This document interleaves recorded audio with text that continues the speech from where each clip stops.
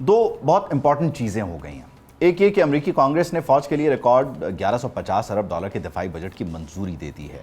NDAA نے جو ہے وہ آپ ایک بل ہوتا ہے اٹ از اپرووڈ. لیکن اسرائیل کیوں چاہتا ہے کہ امریکہ اکیلے یہ جنگ لڑتا رہے؟ اس پر میں آگے چل کر آپ کو اسرائیلی وزیر کی جو گفتگو ہے وہ سنواتا ہوں. لیکن دوسری اہم چیز یہ ہے کہ سعودیز آر انڈر اٹیک، لیکن انہوں نے وہ سب حاصل کر لیا ہے جو شاید ایرانیوں کا خواب تھا. وہ سب جو ایران سے امریکہ چھین رہا ہے وہ سعودیز کو دے دیا گیا ہے. لیکن اس سب پر بات کرنے سے پہلے ایک اور معاملہ دیکھیے کہ باب المندب میں حوثیوں کے حملے میں سعودی جہازوں کو آگ لگ چکی ہے. یہ سعودی جہاز ہیں جن پر اٹیک کیا گیا، جن کی تعداد 2 ہے.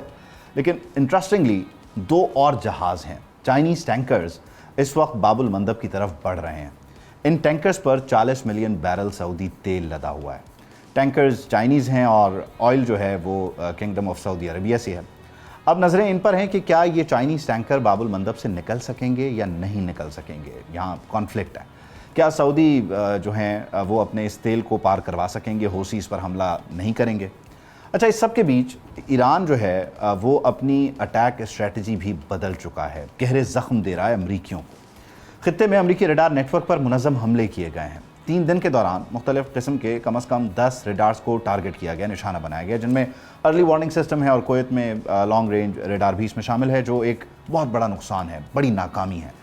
یہ ظاہر ہے جنگی فرنٹ ہے اور حملے اور پھر ان کے جواب میں رد عمل، حملے، تیل مارکیٹ میں ہنگامہ، عالمی جمود. لیکن اس سب کے بیچ سعودیہ گاٹ دا ڈیل.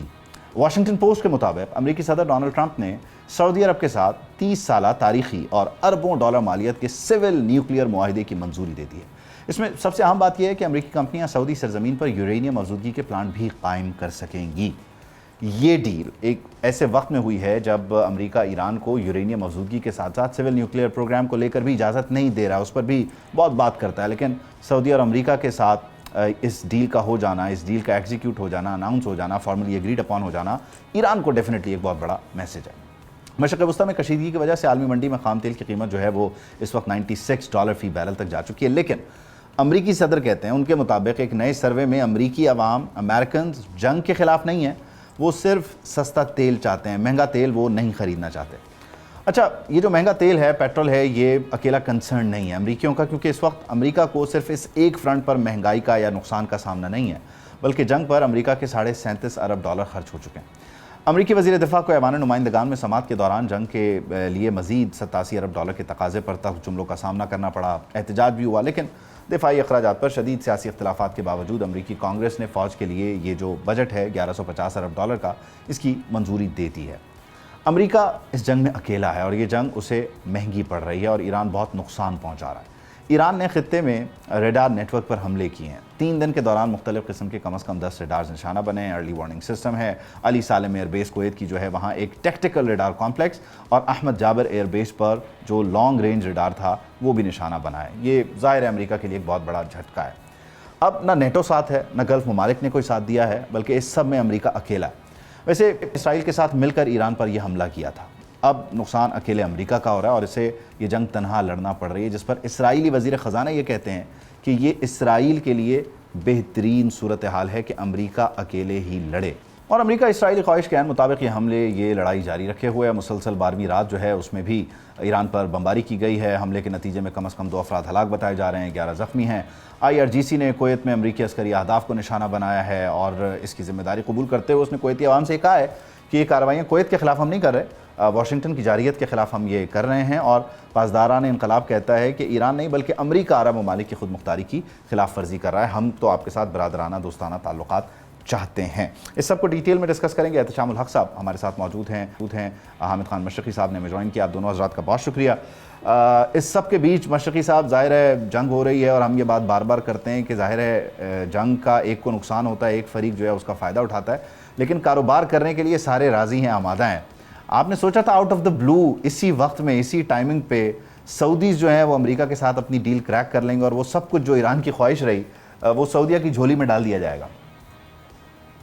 بہت شکریہ عبید اللہ. دیکھیے میں سمجھتا ہوں کہ یہ بہت سگنیفیکنٹ موو ہے امریکہ کی طرف سے سعودی عرب کو دوبارہ سے اپنے بلاک میں لانے کی. دیکھیں ایک بڑی کلیئرٹی ہوئی جیسے ہی ایران پر حملہ کیا گیا اسرائیل اور امریکہ کی طرف سے، اس کے بعد مشرق وسطیٰ میں ایک بڑی کلیئر سوچ آئی کہ امریکہ جو ہے وہ خطے میں صرف اسرائیل کے مفادات کے تحفظ کے لیے ہے اور اسرائیل کی حفاظت کے لیے ہے، اور امریکی جتنے بھی اڈے ہیں وہ بجائے ان عرب ممالک کی حفاظت کے وہ ان کے لیے وبال جان ہے. اس ساری صورتحال کے بعد ہم نے دیکھا کہ جو اسٹریٹجک ڈویژن آئی اور ایک شفٹ آئی ٹورڈز چائنا، اور خطے کے اندر بات ہونے لگی کہ شاید نیا سیکیورٹی جو پیراڈائم ہے وہ اس طرح کی ہوگی جس میں ترکی، پاکستان، چائنا کے ساتھ مل کر عرب ممالک اپنا ڈیفنس جو ہے وہ ڈیزائن کریں گے. لیکن یہ جو چیز کی گئی ہے امریکہ کی طرف سے، امریکہ نے اپنی کھوئی ہوئی طاقت اور ڈوبتی ہوئی ساکھ کو بچانے کے لیے عرب ممالک کے ساتھ اس ایگریمنٹ کو کیا ہے، جس کے اندر نہ صرف نیوکلیئر ٹیکنالوجی، سول نیوکلیئر کے نام کے اوپر جو اس کے اندر ڈیٹیلز ہیں اس کے مطابق جب انریچمنٹ آف یورینیم کی کوئی حد نہیں ہوگی، اور ابھی تو اس کو کہا گیا ہے لیکن یہی ہوا پہلے بھی، اور یہ ہو سکتا ہے کہ سعودی عرب کل کو جناب وہ مکمل نیوکلیئر ٹیکنالوجی کی طرف جائے، اور پھر ایک بار وہی بات ہو کہ خطے کے اندر جو امریکہ ہے اس کا انفلوئنس بہت بہت زیادہ ایک دم سے اثر انداز ہوگا.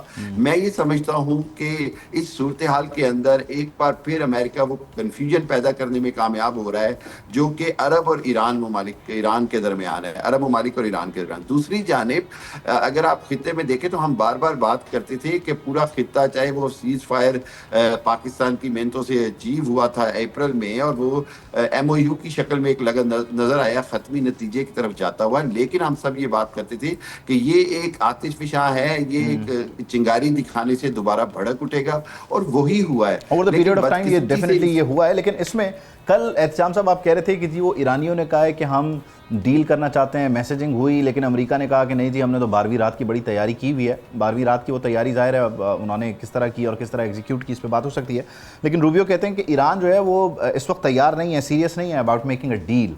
تو امریکہ نے رد کیا، ایران نے آفر نہیں کی، ایگزیکٹلی اب لیٹسٹ کیا ہے اس پہ؟ دیکھیں دوبارہ سے اب جو ہم بات کرتے ہیں نا روزانہ کہ جی اب ثالثی کی بات دوبارہ سے شروع کی جائے، تو یہ آفیشیلی کل اسکندر مومنی صاحب نے، یہ میں آپ کو خبر دے سکتا ہوں کہ انہوں نے پاکستان کو کہہ دیا ہے کہ جی آپ ثالثی کے ایفرٹ دوبارہ شروع کریں، اور پیس ود آنر کی انہوں نے بات کیے جاتے ہوئے انہوں نے کہا کہ جی ہم چاہتے ہیں سیز فائر ہو جائے، چیزیں ٹھیک ہو جائیں، اگرچہ اس میں وقت لگ سکتا ہے، اور یہی باتیں پاکستان امریکہ کے ساتھ بھی کر رہا ہے. اچھا دیکھیں نا، ایک جو نئی ڈائمنشن اس پہ داخل ہو گئی ہے، اگر آج یروشلم پوسٹ آپ دیکھیں اور ٹائمز آف اسرائیل، انہیں تو جس کو کہتے ہیں بہت پڑ گئی ہے کہ یہ جو مدتوں سے جو ہم ورزش کر رہے تھے کہ سعودی عرب کے ساتھ کوئی سول نیوکلیئر ڈیل نہ کی جائے، تو وہ انہوں نے کر لی، 10% کے اوپر کر لی، اور کوئی آئیے یہ سیف گارڈ نہیں ہوں گے. اس سے پہلے آپ نے دیکھا یو اے ای کے ساتھ یہ معاہدہ امریکہ کر چکا ہے، لیکن وہ آئیے سیف گارڈ کے ساتھ ہے. اب وہاں پہ تو خبریں اسرائیل میں یہ آ رہی ہیں کہ 10% تو امریکہ دے دے گا، 90% پاکستان ان کو دے دے گا، تو they be in a position to make a bomb. اب یہ کس حد تک ہے، کس حد تک یہ بات یہ ہے کہ وہ یہ کہہ رہے ہیں کہ بھی پاکستان اس ساری سچویشن میں جو ساری عمر امریکہ ہمارے ساتھ کھڑا رہا ہے اب شاید نہیں رہے گا. دوسری امپورٹنٹ ڈائمنشن اس کی ہے کہ جو اسرائیل کے اخبارات لکھ رہے ہیں کہ نیتن یاہو تو کہتے تھے جی ایران ہمارا دشمن ہے، وہ جو نیا بندہ ہے اس کا نام میں بھول رہا ہوں جو اب کہا جا رہا ہے ایکسپیکٹڈ پرائم منسٹر ہوگا، وہ کہتا ہے کہ جی نمبر 1 اینیمی ہمارے 3 ہیں، پاکستان ہے، سعودی عرب ہے اور ترکی ہے. اب تو لگتا ہے کہ محاذ اب ایران کے بعد اس طرف بھی آئے گا. اب دیکھیں جو ایک اچھی چیز ہے وہ یہ ہے کہ جو سعودی عرب نے ابھی تک آپ نے دیکھا ریزسٹ کیا ہے کہ وہ ڈائریکٹ اس میں مت کودے، لیکن آپ دیکھ لیں اس کے لیے کتنی مشکلات پیدا کر دی گئی ہیں. آبنائے ہرمز بند ہے، باب المندب کو بند کر دیا گیا.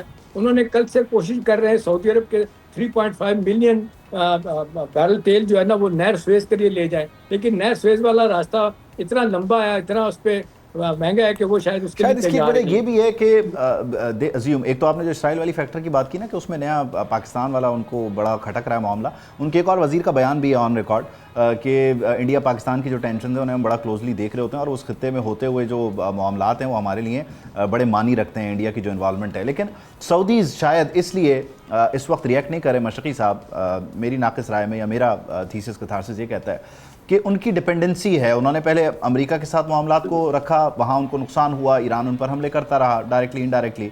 اب جب وہ پاکستان والا بھی آپ اس کو ایکٹیو کرتے ہیں تو بھی اس تناظر میں پاکستان بہت نپے تلے طریقے سے چیزوں کو لے کر چلنا چاہے گا، ظاہر ہے ہماری خواہش تو رہے گی، آلدو معاہدہ کچھ اور کہتا ہے. اگر وہ ڈائریکٹلی ریٹیلیٹ کر سکتے ہوتے تو شاید وہ اتنے تحمل کا مظاہرہ نہ کرتے. عبید اللہ صاحب بالکل میں سمجھتا ہوں کہ سعودی عرب کے لیے ریٹیلیٹ کرنا واقعی بہت مشکل ہے، لیکن ایک چیز ہے کہ ہم اس کو یہاں پر سمجھنا یہ چاہیے کہ کسی بھی حالت میں ریٹیلیٹ نہ ہو. یہ خطے کے لیے بہت امپورٹنٹ ہے، چاہے اس کی کوئی بھی ریزن ہو، چاہے وہ اس کی مجبوری ہو یا چاہے وہ پاکستان کی جانب سے ایک بڑا اہم کردار ہو کہ جس کے اندر کوشش کی جا رہی ہے کہ ریسٹرین رکھا جائے سعودی عرب کی طرف سے. لیکن میں یہ سمجھتا ہوں کہ اب ایران کے اوپر بھی بڑی ذمہ داری آتی ہے کہ وہ جو ہوتیز کی کارروائیاں ہیں یا تو ان کو اون نہ کرے کسی بھی حالت میں، اور اگر ان کو اون کرتا ہے تو پھر اس کے پاکستان اور سعودی عرب دونوں کے لیے سچویشن بہت مشکل ہو جائے گی اس کو ریٹیلیٹ نہ کرنے کی وجہ. اور تیسری بات یہ ہے کہ اگر ہم اس کو سارے کو دیکھیں تو ایک چیز بڑی کلیئرٹی سے سمجھ آتی ہے، وہ یہ کہ اسرائیل اس مشن میں کامیاب ہو گیا ہے جو مشن ہم بار بار بات کرتے تھے کہ خطے میں آگ لگا کر وہ تماشا دیکھنا چاہتا ہے. اگر وہ جو ابھی آپ نے اسرائیلی وزیر کا بیان چلایا اس کو دیکھیں یا باقی معاملات کو دیکھیں تو یہ وہی ہوتا نظر آ رہا ہے کہ اسرائیل امریکہ کے فوجی بھی مروا رہا ہے، اسرائیل ایران میں کو بھی آگ میں جھونک رہا ہے، اسرائیل نے عرب ممالک میں بھی آگ لگوا دی، وہ سب کو دوسری طرف انگیج کر کے اپنی جو قبضے کی پالیسی ہے اس کو آگے لے کے چل رہا ہے نا. ہاں ایگزامپل کیا چیز ہے جی عبید، اس میں ایک بڑا کیچ ہے، بڑا میرا خیال ہے اصل بات اس وقت یہ ہے کہ اس وقت امریکن ایڈمنسٹریشن میں جے ڈی وینس بالکل اکیلے کھڑے ہیں. آپ نے دیکھا کہ وہ تو اینٹی وار ہیں، اینٹی اسرائیل ہے. انہوں نے یہاں تو کہہ دیا ہے کہ اسرائیل $500 بلین صرف اپنی حمایت حاصل کرنے کے لیے یوٹیوبرز کو دیتا ہے وہاں پہ، کیا کہتے ہیں، امریکہ میں. اور آپ کو یاد ہے کہ جب ابھی یہاں گئے تھے، سوئٹزرلینڈ گئے تھے، تو ملاقات جب ہمارے فیلڈ مارشل سے ہوئی تھی جے ڈی وینس کی، اور میری اطلاع یہ ہے کہ فیلڈ مارشل نے کہا تھا کہ جے ڈی وینس صاحب اگر آپ 2 دن اور رک جاتے اسلام آباد میں تو یہ معاہدہ ہو جانا تھا. ان سو مینی ورڈز انہوں نے اس بات کو ایگری کیا. اور پھر آپ نے دیکھا جب جے ڈی وینس سے وہاں پہ سوال ایک انڈین نے کیا کہ یہ ان کے خلاف بولیں گے تو جے ڈی وینس نے کہا آئی لو پاکستان. لیکن کمانڈر ان چیف ٹرمپ ہیں، مجھے لگتا ہے جیسے IRGC اور ایرانی حکومت نے ایک رکھا ہوا ہے پلے کہ ظاہر ہے کہ اگر مزاحمتی فرنٹ ہے تو یہ ہے، سفارتی فرنٹ ہے تو یہ ہے. امریکہ نے بھی شاید اب اس پالیسی کو آپٹ کیا ہے. یہ کہنا درست نہیں ہوگا کہ ٹرمپ کی ناک کے نیچے جے ڈی وینس جو ہے وہ اینٹی اسرائیل بھی ہے، اینٹی وار بھی ہے.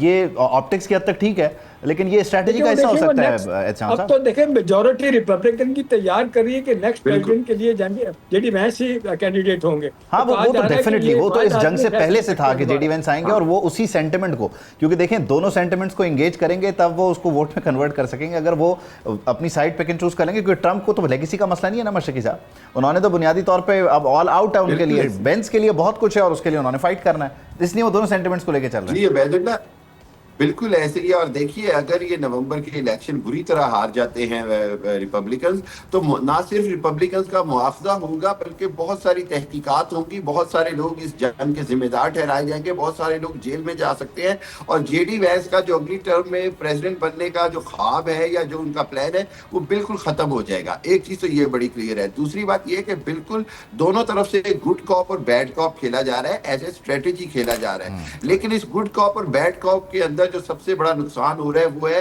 پوری دنیا کی جو سپلائی تھرڈ ورلڈ کنٹریز کا تو سب سے زیادہ نقصان ہو رہا ہے نا اس میں. جی بالکل، یہ جو عرب ممالک کا ہے جو وہاں پہ تختہ مشق بنے ہوئے ہیں.